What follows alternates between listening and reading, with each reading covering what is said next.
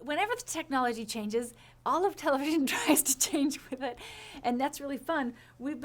I think we're really lucky in that technology is because we have so many stories to tell. We can't possibly tell them all. In the 1 hour that we have 20 characters, and that's a lot of stories to tell for a lot of people. So all the new technology right now, the ability to have wireless or web things, allows us to tell additional story and more story, and and Dave, like I said, is a fountain of story. So we could continue to tell story day and night, and we're glad for all the new technology and that ability to expand on some of the stories we tell and find new ways to tell it. How do you do that? Well, we're podcasting, which when podcasting started, I remember my husband coming in and saying something to me about podcasting a few years ago, and not me not paying very much attention to him because he's the techno geek in our house. But after he had told me what podcasting was, and this was before people really even had iPods. I mean, he knew about it before it was a real thing. He's actually one of those people who reads the geek magazines, and so he always knows about it before it's really happening.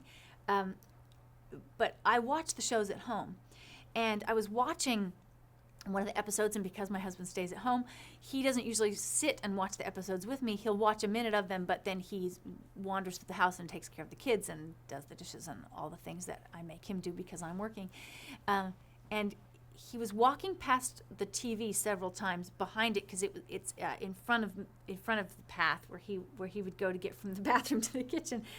And as he walked by one of the times, he said, "This is really interesting. I know exactly what's going on even though I'm not watching it with you. I can follow it just by listening to it." And he was even listening, sort of, like I said, walking through the house, and like a light bulb went off in my head, and I said, "Oh my goodness.